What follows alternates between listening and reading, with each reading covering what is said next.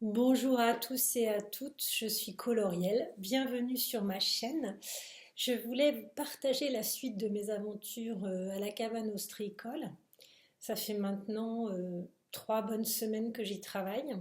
Il reste une semaine environ, mais avec jour de repos aujourd'hui, ouais, je suis bien fatiguée, vous pouvez le voir.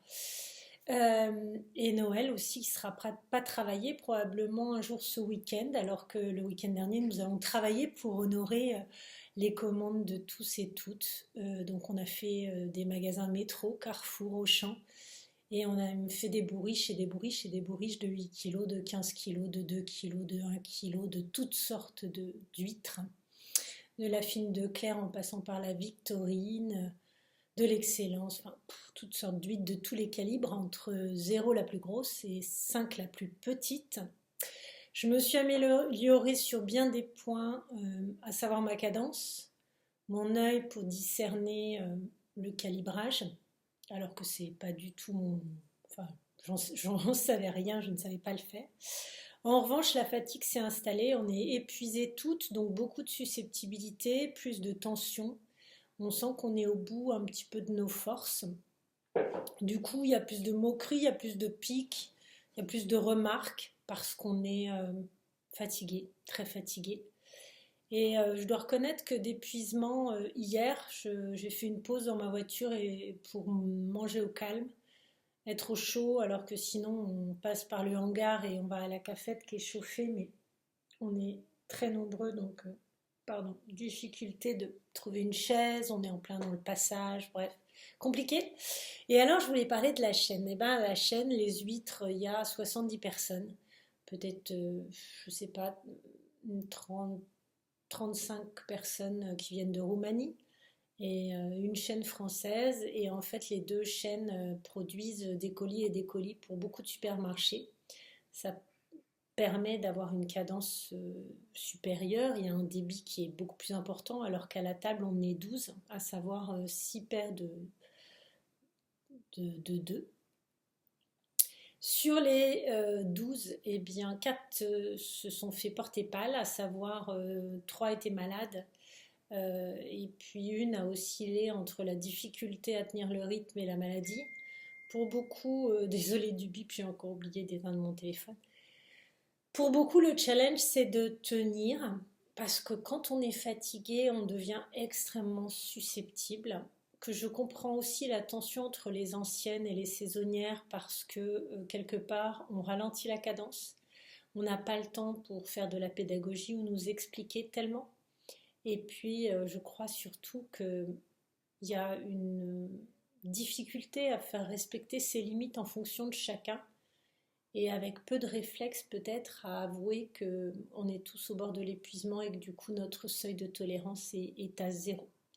Moi je m'étais fixée de faire la saison et d'y arriver comme un challenge et je suis heureuse de me dire qu'il reste 3-4 jours et que j'ai fini parce que je vais dormir 3 jours de suite, parce que du coup j'aurais gagné des petits sous, parce que j'avais besoin de travailler, de me réinscrire dans une vie active, qu'après ça je vais chercher évidemment un temps partiel ou même des CDD au lieu de CDI en temps partiel parce que j'en aurai besoin jusqu'au décollage de mon activité de thérapeute et de lithothérapeute. Euh, Mettre un peu de soleil aussi dans cette journée quand même et dire que ce matin, je suis allée nager avec les poules mouillées. D'ailleurs, je leur fais un grand bravo. Elles étaient très nombreuses pour fêter la fin de l'année. Moi, je n'ai pas pu y aller. C'était le week-end dernier. Il y avait, je crois, une petite soixantaine de personnes qui se baignaient à Pontaillac. On est d'ailleurs passé aux informations de France 3 19-20 du 21 décembre, Charente-Maritime.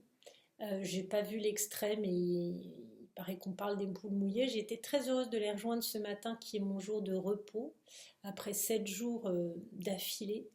avec des horaires de 6 heures à 18h30 à peu près, et au max, mais ça fait quand même presque 12 heures de travail, c'est énorme. Et bien sûr, c'est une convention spécifique pour les fermes conchicoles, je crois, ostréicoles.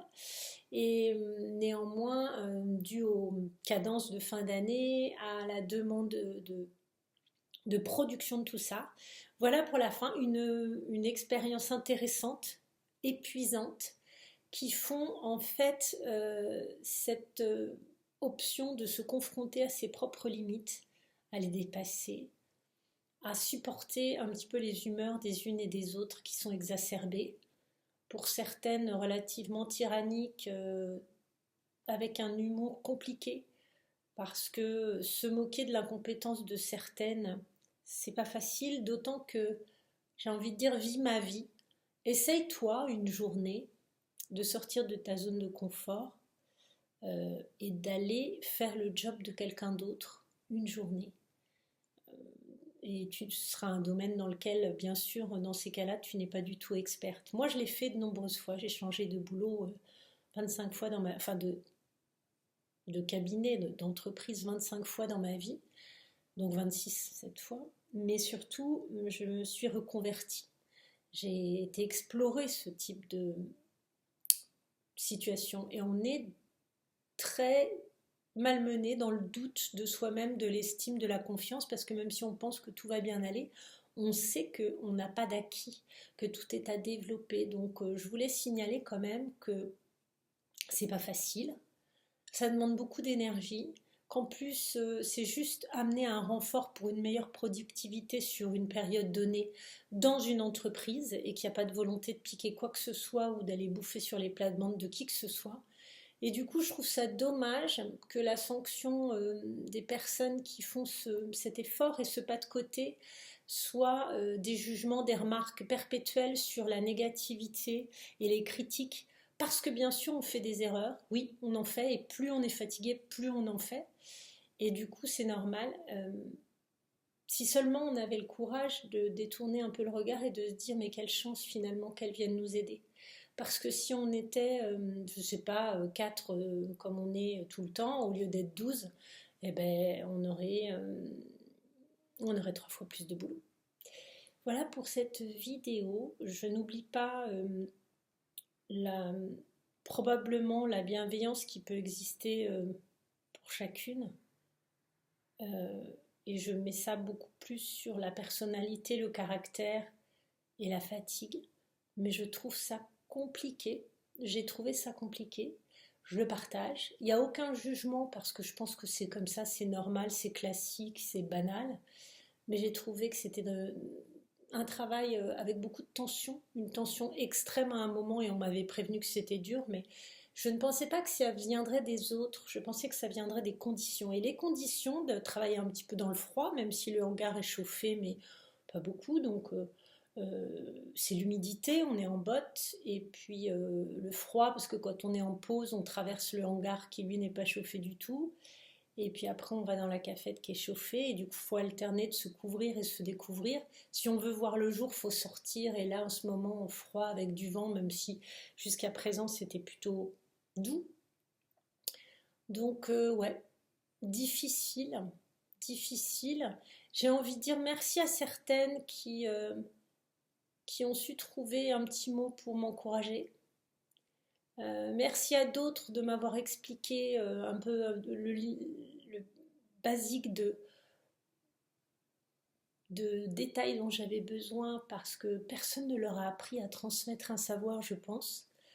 Et aussi, merci de l'humour de certaines, merci des bavardages qui m'ont pourtant valu des remarques avec une autre parce que c'est la partie humaine qui s'est exprimée, que ça m'a permis de respirer un coup. Merci aussi d'avoir eu l'option d'aller vider les casiers de coquilles vides à l'arrière et de voir le lever du soleil, le coucher du soleil et une pointe de soleil tout court dans ces journées où je me levais dans la nuit noire et je revenais dans la nuit noire.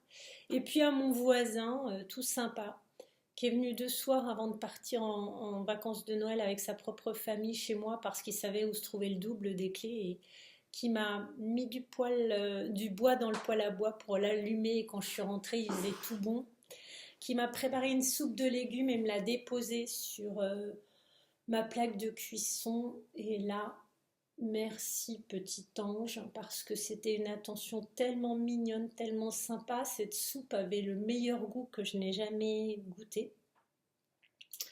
Et aussi, c'était un réconfort incroyable. Merci aussi à ma famille avec qui je ne réveillonnerai ni pour Noël ni pour le premier de l'an, puisque tout le monde est parti à la montagne. Je ne savais pas jusqu'au dernier moment si j'allais travailler ou pas. Donc on avait retenu une maison dans les Pyrénées, mais je n'ai pas pu y aller. Et ils ont eu des petits mots qui sont arrivés par la poste et des petits cadeaux. Vraiment un grand merci. D'ailleurs, je vais vous montrer parce que ça, c'est trop beau. Il faut le partager. Ma nièce, qui est très talentueuse, m'a fait une housse pour mon ordinateur avec des petits liens ici pour le fermer. J'adore à l'intérieur. C'est sublime. Il y a un petit point et tout. C'est tout douillet. On a presque envie de s'en faire un habit. D'ailleurs, elle fait des manteaux magnifiques. Elle fait des couvertures, elle fait des petites panières, elle est hyper douée au crochet. Et franchement, quand j'ai vu arriver ça par la poste et que je glisse mon ordi qui reste souvent sur la table du salon, merci, merci de ça. Et puis j'ai eu aussi, je vais vous montrer, alors j'ai eu une fleur de vie avec Métatron, qu'on appelle un cube Métatron, je ne savais pas, qui est sublime. Pour programmer les pierres en litho, c'est fabuleux. Et j'ai eu aussi une petite carte de Noël de ma maman, trop mignonne, et un livre qui s'appelle L'homme semence. Et en fait, voilà, j'ai eu des petits mots, des petites attentions. Ça m'a vraiment fait super chaud au cœur. Toutes ces petites choses ont fait qu'au lieu de craquer complètement, j'ai un petit peu dit ce que je pensais pour que les choses s'apaisent. Sur mon lieu de travail, mais j'ai respiré un coup et là je suis de repos une journée avant de terminer et je pense que tout va bien se passer. Je remercie l'expérience, je remercie d'avoir croisé les trajectoires de ces personnes, probablement dans des parcours un peu compliqués, de faire plein de CDD comme elles peuvent trouver et avec une débrouillardise incroyable, beaucoup de force et une combativité pardon, probablement beaucoup trop impulsif pour moi à ce stade de ma vie et au vu de tout ce que j'ai déjà vécu avant. Donc je vous souhaite le meilleur pour ces fêtes de fin d'année. Je vous embrasse tous à fond et je vous dis à très bientôt. Bye